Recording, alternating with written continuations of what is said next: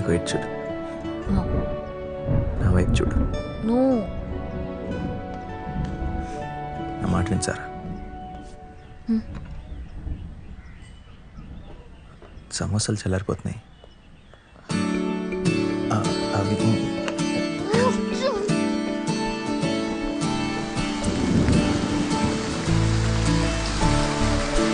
అదేంటో గాని ఉన్న పాటుగా అమ్మాయి ముక్కు మీద నేరుగా తరాల నాటి కోపమంతా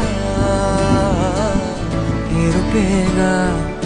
నాకంటూ ఒక్కనైనా లేరుగా, నన్నంటుకున్న తారవేనువా, నాకున్న చిన్ని లోకమంతని పిలుపేగా. తేరిపార చూడసాగే దూరమే